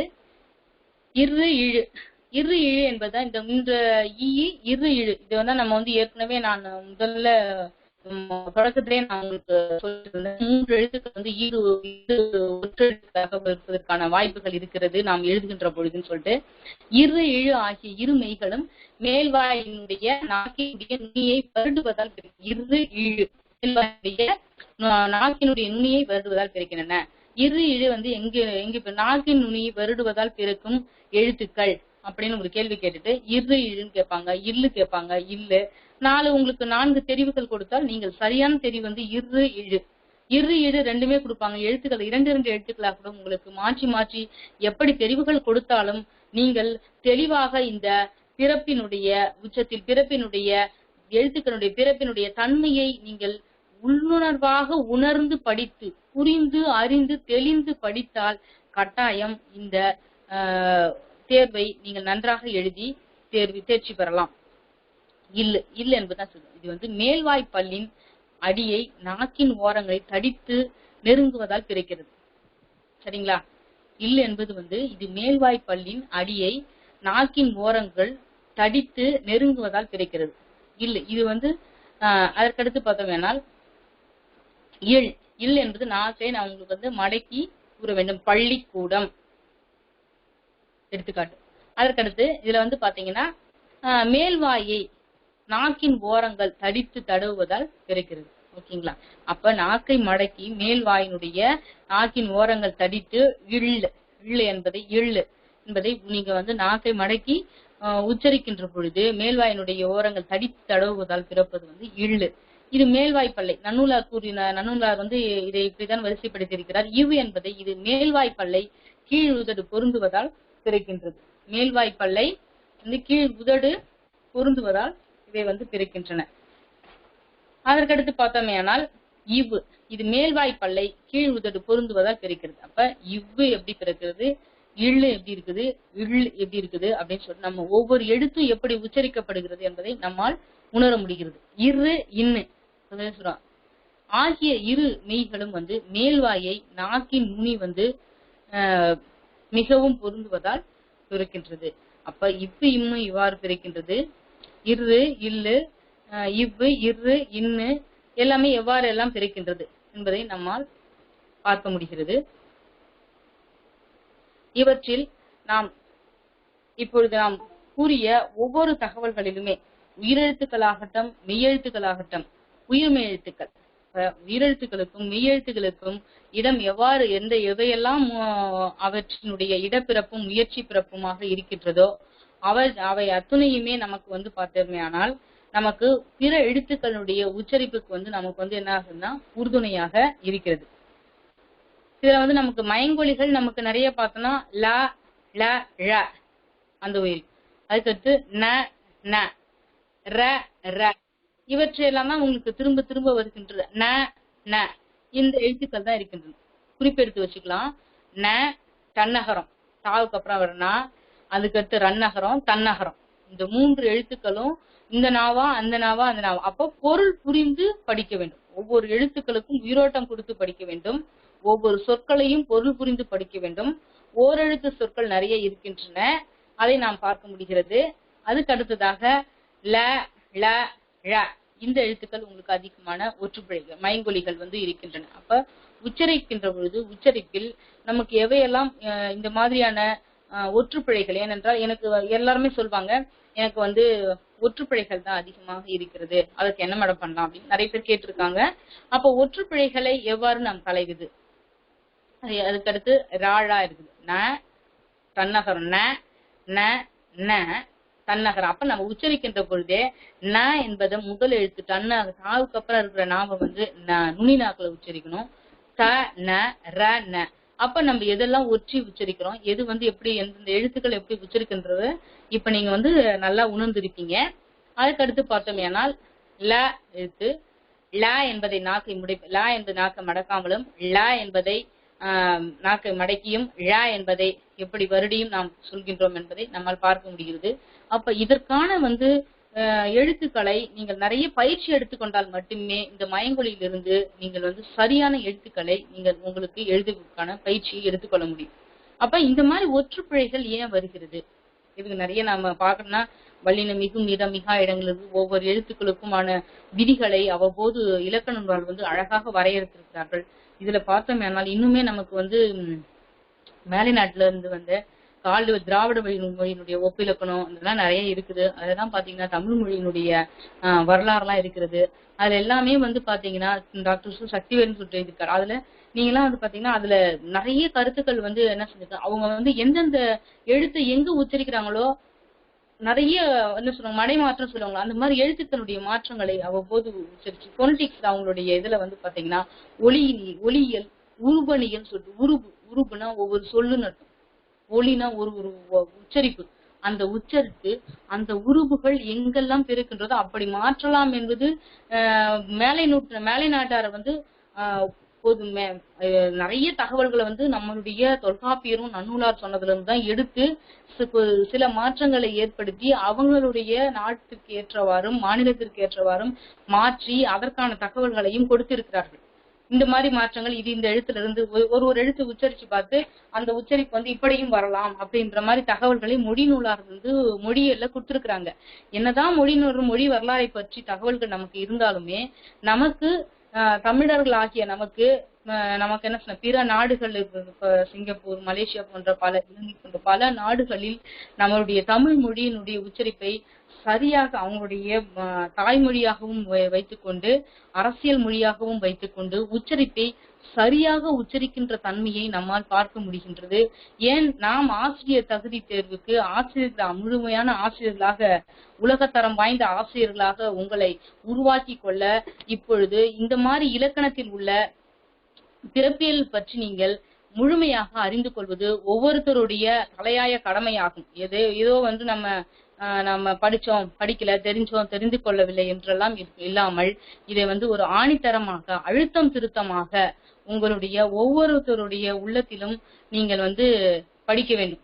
அப்படி படித்தால்தான் தமிழ் இலக்கணங்களை வந்து நீங்கள் அவ்வப்பொழுது அறிந்து கொள்ள முடியும். ஏனென்றால் நான் கூறியது போன்றே நம்ம 6ஆம் வகுப்பு ஆகட்டும், 7ஆம் வகுப்பு, 8ஆம் வகுப்பு, 9, 10 ஆகிய வகுப்புகளில் எழுத்திலக்கணம், சொல்லிலக்கணம், பொருள் இலக்கணம், யாப்பிலக்கணம், அணி இலக்கணம் இவற்றை 5ஐ மட்டுமே மையப்படுத்தி ஒரு வகுப்பிற்கும் எந்த இலக்கணத்தை தமிழ் எழுத்துக்களினுடைய வகை தொகையை தொடங்கி அணிகள் வரை எழுத்து சொல் பொருள் யாப்பு அணி ஃபர்ஸ்ட் எழுத்துல தொடங்கி 10ஆம் வகுப்புல வந்து பாத்தீங்கன்னா அணியில முடிச்சிருக்காங்க. அப்ப எழுத்திலக்கணத்தை நீங்களே வந்து எழுத்திலக்கணம் தனியாக குறிப்புகளை எடுத்து நீங்கள் படிக்கலாம். இணையத்தில் நிறைய தகவல்கள் கொடுத்திருக்கிறார்கள் உங்களுக்கு அவ்வப்போது. இணையத்திலே நமக்கு வந்து நம்மளுடைய .com வந்து பாத்தீங்கன்னா நமக்கு என்ன கொடுத்திருக்காங்கன்னா www.textbooksonline.tn.nic.in என்ற வெப்சைட்ல வந்து பாத்தீங்கன்னா வலைத்தளத்தில் உங்களுக்கு தேவையான அனைத்து பாடநூல்களுமே இருக்கின்றன. அவற்றை நீங்க ஃப்ரீ டவுன்லோட் தான். நீங்க வந்து என்ன செய்யலாம், டவுன்லோட் பண்ணி வச்சுட்டு நீங்க உங்களுக்கு தேவை உங்களுடைய கைபேசியிலே வைத்துக் கொள்ளலாம். கைபேசியில வந்து பாத்தீங்கன்னா செல்லினம் என்று ஒரு சாஃப்ட்வேர் இருக்கு. அந்த சாஃப்ட்வேரை நீங்க வந்து டவுன்லோட் பண்ணிட்டீங்கன்னா செல்லினம் SELLINAM செல்லினம் சொல்லிட்டு இருக்கு. அதை டவுன்லோட் பண்ணிட்டீங்கன்னா இந்த மாதிரி தமிழ்ல வந்த தகவல்களை அவ்வப்போது நீங்கள் பகிர்ந்து கொள்ள, பார்க்க, உங்களுக்கு எடுத்துக்கொள்ள, தகவலை எடுத்து படிக்க உறுதுணையாக ஏதுவாக இருக்கும். இந்த பாடனுடைய உருவாக்கத்திலே கற்றலை வந்து மனதின் திசையில இருந்து மாற்றி படைப்பின் பாதையில் வந்து பயணிப்பதற்காக கொடுக்கப்பட்டுள்ள இந்த பாடநூல்கள் வந்து தமிழனுடைய தொன்மை, வரலாறு, இலக்கியம், இலக்கணத்தினுடைய தன்மைகளை அறிந்து கொள்ள வந்து பல தகவல்கள் இருக்கின்றன. குறிப்பாக இலக்கண பாடத்தை எளிமையாக படிப்பதற்கு நீங்கள் இவ்வாறு நீங்கள் இணையத்தினுடைய துணையும் நாடலாம். குறிப்பாக நற்றமிழ் இலக்கணம் என்றெல்லாம் நூல்கள் இருக்கின்றன. அவற்றை எடுக்கும். ஏனென்றால் நீங்கள் பாடநூல்களில் அவ்வப்போது வந்து எல்லாமே ஒரு கலந்துரையாடல் வடிவமைப்பில் கொடுத்து உங்க இலக்கணத்தை அப்படியே அதுலதான் செறிவாக உள்ளே செருகி இருக்கிறார்கள். அதை நீங்கள் படிங்கள். அதற்கு முன்பாக ஐவகை இலக்கணங்களை பற்றி நீங்கள் நல்லா ஆழமாக அறிந்து கொண்டால், ஆழமான புலமை உங்களுக்கு அதில் நீங்கள் வைத்துக் கொண்டால் இவற்றையெல்லாம் படிப்பதற்கு மிகவுமே எளிமையாக இருக்கும். தமிழ் எழுத்துக்களுடைய வகை தொகையிலிருந்து முதல் எழுத்துக்கள், சார்பெழுத்திலிருந்து மொழி இறுதி எழுத்துக்கள், எந்த எழுத்துக்கள் எல்லாம் மொழிக்கு முதல்ல வரும், எந்தெந்த எழுத்துக்கள் எல்லாம் மொழி இறுதியில வரும், இப்ப இந்த மாதிரி எழுத்துக்களுடைய அமைப்பு, இவற்றையெல்லாம் தொடர்ந்து நாம் படிப்பதற்கு இந்த பிறப்பியல் தான் உங்களுக்கு எழுத்துக்களுடைய பிறப்பு.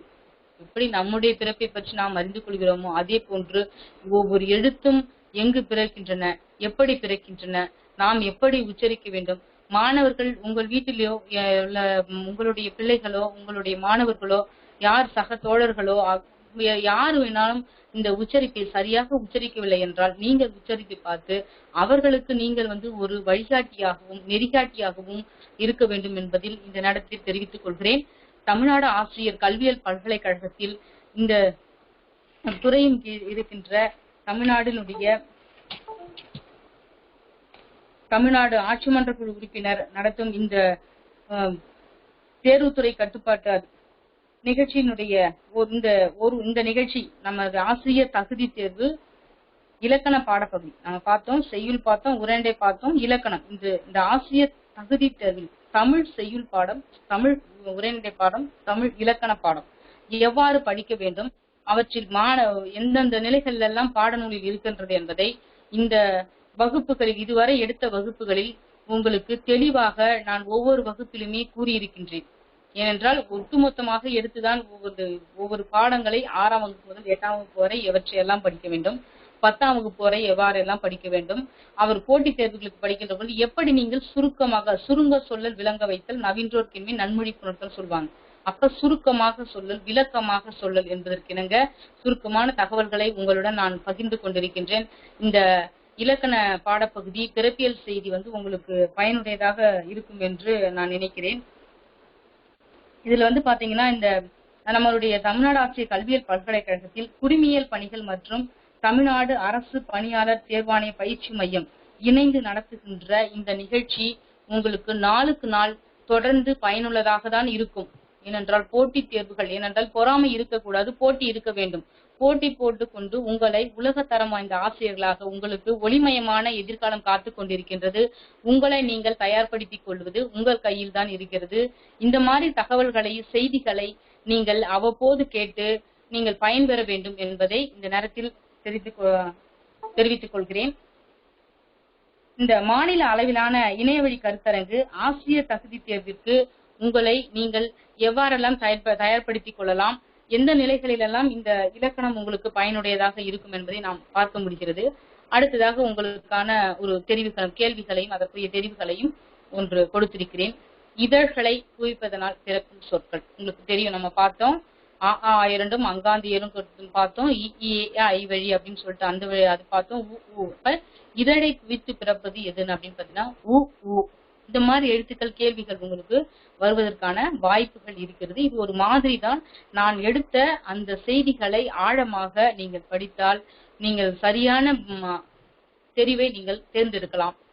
அதற்கடுத்ததாக ஆயுத எழுத்து பிறக்கின்ற இடம். ஆயுத எழுத்து அக்கு அப்படின்ற போது தலையிலிருந்து பிறக்கிறது அக்கு. ஒவ்வொரு எழுத்தை உச்சரிக்கின்ற பொழுது எந்த எழுத்து இங்க இருந்தெல்லாம் பிறக்கிறது. அதற்கு வல்லின எழுத்துக்கள் பிறக்கிற இடம். வல்லினம் கசட தபர சொல்லியிருந்தேன். அப்ப இங்கிருந்து பிறக்கிறது, மார்பு பகுதியிலிருந்து பிறக்கிறது. இப்ப நெஞ்சுன்னு சொல்றாங்க, மார்பு பகுதின்றது டிரான்ஸ்லேட் அதோட பொருள் கொடுத்திருக்காங்க, அதனால நீங்க பாத்துக்கோங்க. நாவின் நுனி அன்னத்தின் நுனியை பொருந்துவதால் பிறக்கும் எழுத்துக்கள் நுனி பகுதி. ஓகேங்களா? இட்டு இன்னு.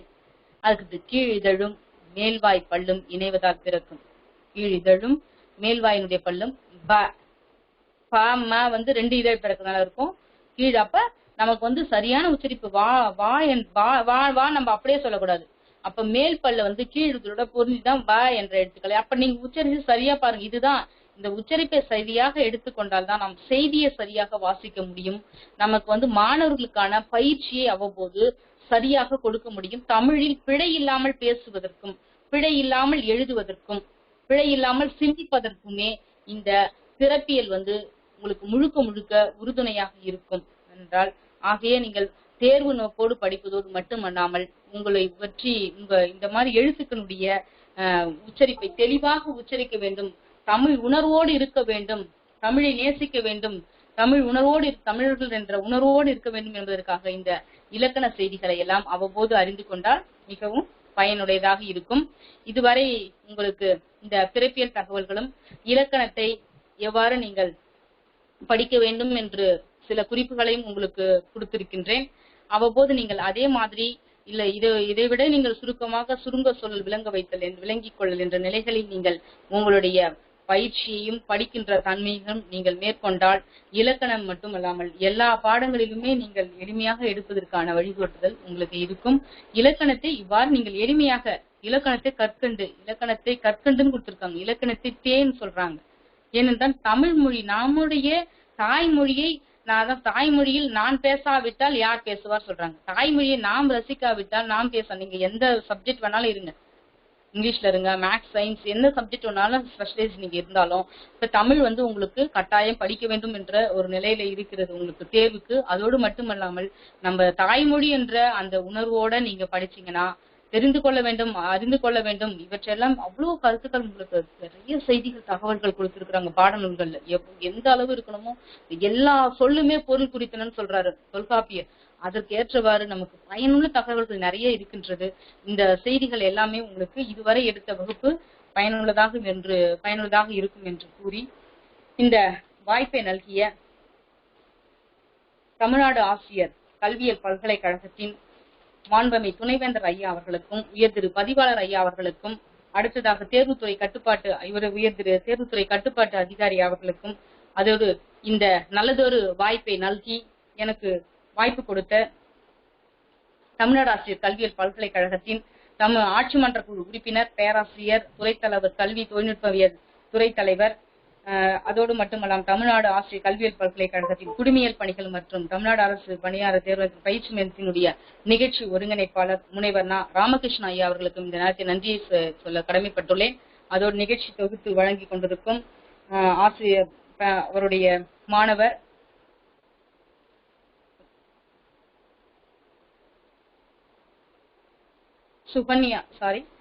திரு தாமோதரன் அவர்களுக்கும் மதுரை மங்கையர்கரசி பெண்கள் கல்வியியல் கல்லூரியினுடைய குழுமத்தில் உள்ள அனைவருக்கும் மற்றும் அங்கு பணிபுரியும் திருமதி பிரிசில்லா அம்மையார் அவர்களுக்கும் என்னுடைய நன்றியை தெரிவித்துக் கொள்கிறோம். அதோடு இந்த நிகழ்ச்சியை இதுவரை அமைதியாக இருந்து உங்களுக்கு பேருதவியாக இருந்திருக்கும் என்று நினைக்கிறேன். என்னுடைய தகவல்கள் நீங்கள் தான் கூற வேண்டும்.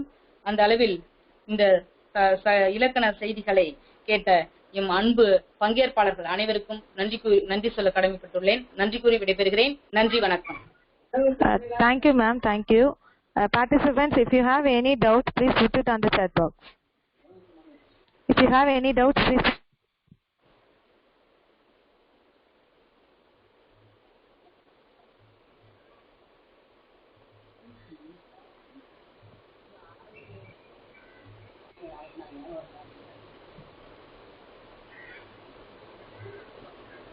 Muthurani? Yes, ma'am. No, ma'am. Nobody asking question, ma'am. Damodaran sir. Yes, ma'am. Yeah, you can proceed. Okay.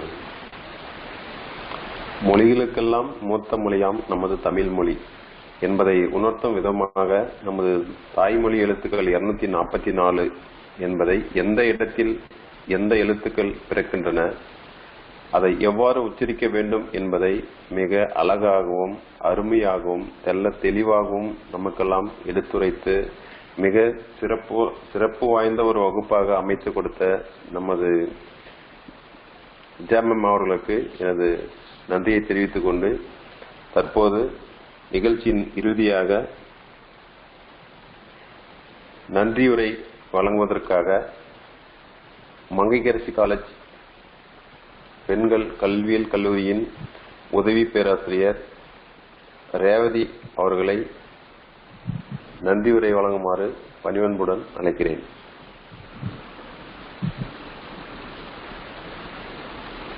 Thank you sir. Thank you. அனைவருக்கும் வணக்கம். இவ்வினிய விழா இனிதே நடைபெற காரணமாக இருந்த இறைவனுக்கு நன்றியை சமர்ப்பிக்கிறேன். இக்கருத்தரங்கு திறம்பட நடைபெறுவதற்கு முழு ஒத்துழைப்பும் ஆதரவும் ஆக்கமும் அளித்து வரும் தமிழ்நாடு ஆசிரியர் கல்வியியல் பல்கலைக்கழகத்தின் மதிப்பிற்குரிய துணைவேந்தர் அவர்களுக்கும் மதிப்பிற்குரிய பதிவாளர் அவர்களுக்கும் துறை தலைவர்கள் மற்றும் பேராசிரியர்கள் ஆகியோரும் எனது மனமார்ந்த நன்றியை தெரிவித்துக் கொள்கிறேன்.